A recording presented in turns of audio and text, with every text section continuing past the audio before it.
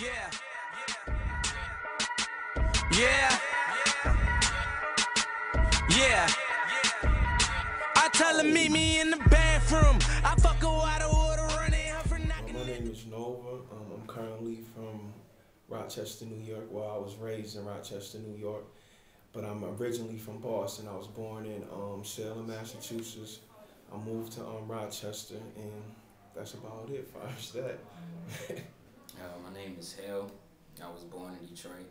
I was raised in Rochester, New York. This guy here, you know, I just moved here, like, so I'm just not getting used to the living in Massachusetts. As far as rapping, I was always freestyling all the time. But I would say about within the last 8 months, I've been really taking it serious, and we've been really on our grind, really trying to make it. Like, we put a team together. I moved him out here. My brother, he moved out here from Rochester, New York. We brought my sister out here. She's fresh out here a couple weeks ago.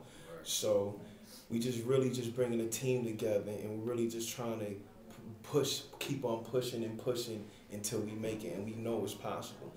I started, well, he remembered when I started. I was like 12, but I sucked. You know, I wasn't really like the big rapper type, but I was trying. But then I segued into beats, and I was doing beats while I moved back to Detroit for like a hot minute. And then I was like, I gotta do something, because it's like people in the Midwest, they couldn't relate to the stuff that I was putting together because I was still from the East Coast. So it was like I was going nowhere. I was just sitting at a stuck still, you know what I mean? But once I linked back there with my other bro, it was like, you know, like magic. Like magic. Out. When we first started, we tried the, you know, like straight up just CDs and just being out, you know what I mean? Like here, bam, bam, bam, bam, bam, bam, bam, bam. And then it was like I was telling him, I was watching like Mouthy and Mac Miller, and I was like, man, it's like these little dudes are really blowing up on the internet. Like this internet is like it, you know what I'm saying? So then we was like, okay, we're about to put this together. So we started pushing through the Facebook, pushing through the Twitter. Every blog that I could find, I was just emailing and just talking to people and learning about events. And we was hitting them with cards and flyers and stickers and cards and hey and me and just face to face in it. And then I think that's just kind of how like it blossomed a little bit. I still ain't, I'm not gonna say we at where we should be, but I feel like we at a good point. As far as like really looking up to people, I really didn't ever look up to anybody. Like really where a lot of my inspiration and my motivation came from is like a couple years ago, my grandmother died. So when she died, it just, I don't know what it did to me. It just kicked into where I'm like, I gotta be like the extra dude, because my grandma was always a loving and caring person. She loved all of us, and she always treated all of us equal, and that's the big thing. So we kind of got like, well, me personally, I kind of got like a church upbringing, so a lot of that comes into my raps too. But then like I've been in the streets too, and I've been doing different things in the streets to me actually going to school. So I would like to say I'm book smart and street smart, you know. So that's where we're headed. And how about for you? It wouldn't be any rappers. Just little rappers out here. Not even like, just because, I don't know, even though I do rap, I feel like more older music, like not even just like Motown generation, but like old rockers or even certain country folks or whatever have been like to me, because I feel like they started everything that we're doing anyway, you know what I mean? And you know, my father, he raised me on a lot of that. He was a rap dude, sort of, a little bit, but he was still more like Mr. Al Green and whatever. But I think that really did have a big influence on me. One day I was at work, and I was really thinking to myself, like, what would I rap about? Because I always wanted to rap. Like I said, I was always freestyle. I always rap. I probably get on my family's nerves because I rap so much. But the thing was, I didn't know what to rap about, because like I said, I have a church upbringing. I've been in the streets. I've been doing different things with school. So I have like a mixture of everything. So I'm like, why can't I talk about this? Why can't I talk about this? Why do I have to set myself to one path? Why I can't talk about anything? Because in reality, life is everything. You know what I mean? It's everything. You go through bad times in life, you go through good times in life. So what can I talk about where I can talk about anything in life? And that's why I came up, No Label. And especially with my church upbringing, they always teach you in church, don't judge, don't judge. And the society that we live in right now, it's always people judging. Oh, this person this person this person's too skinny, this person's too fat, this person's a gangster. I don't like black people, I don't like white people. So it's always judging there. So really what I would like to say, I really feel like music is an international language. Like every music brings everybody together. You know, it'll be here after TV, any technology. Music was the first entertainment. So the thing is, we want everybody around the world to feel us, to the preacher, to the nun, to the good girl, to the bad girl, to the bad dude, to the good guy. We want everybody knowing who we are and what we're trying to establish. Everybody, to be honest, put it the simplest way, they look at it like it's a joke, basically. Because they look at you like, oh, you just started. Even if you've been doing it for a year or so, whatever. They feel like, oh, you're not doing tracks with this person. You don't know this person. You're not able to make this move and this move and this move. Everybody is just extra quick to shut you down. And the thing that tripped me out about it is, half the people that shut you down be the same people who was like, please play my record. You know what I mean? It's like, that's why I love when he came up with the whole no label thing. Because I feel like that's what it's supposed to be, man. Like, everybody should be giving everybody a chance. I'm not saying nobody should be like, oh, you guys are great, let's just go ahead and sign. But I mean, give me a tiny bit of recognition. Open your ear for like a split second, and then make a decision.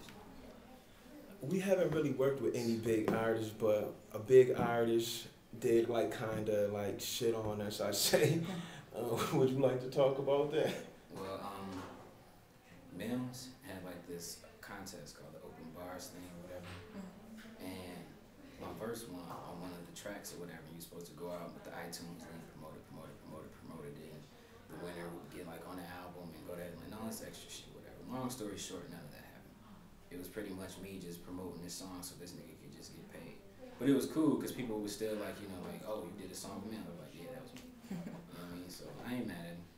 It's people we would like to work with in the industry, but really right now we're so focused on us. Like I said, we make our own beats, we do everything, and we're so focused on making no label its own name. We don't want to follow in the path of other rappers. Oh, let's rap like this person, let's rap like this person. We're really trying to make our own name. We want to be those people you be like, oh, we want you doing your interviews asking people you want to work with no label. Like, so that we're not really right now. We do want to work with other people, but at the same time we're so focused on making ourselves a brand.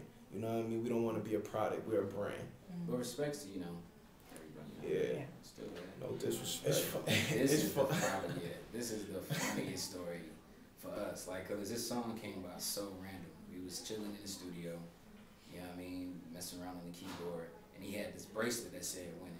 And even though he be like mad, cool, and collected, my bro can be silly at times too. You know what I mean? It's just a side everybody don't get to see. So he was chilling and he was messing around. He just kept in my face like, winning, dun, winning, no label is winning. And I was sitting at the keyboard, so I started pressing buttons, like, you know, made the beat.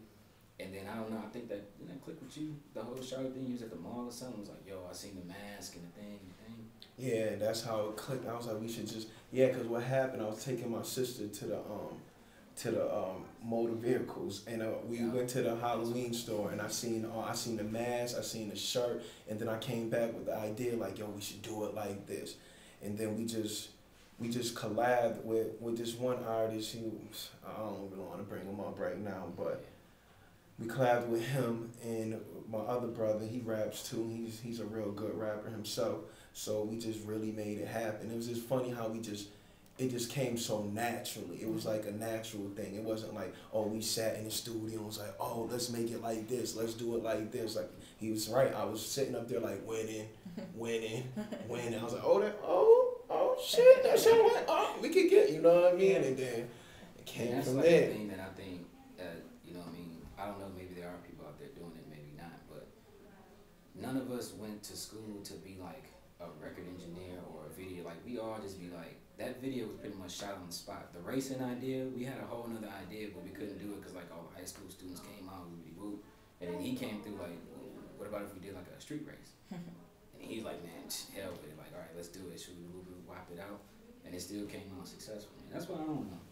And we're really about letting music come from our soul, not just making music because this person want to hear it, making music because this person want to hear it. We really make music coming from us. This is what we're about. We don't want it. Like I said, we're not going down the path of nobody else. This is what we do.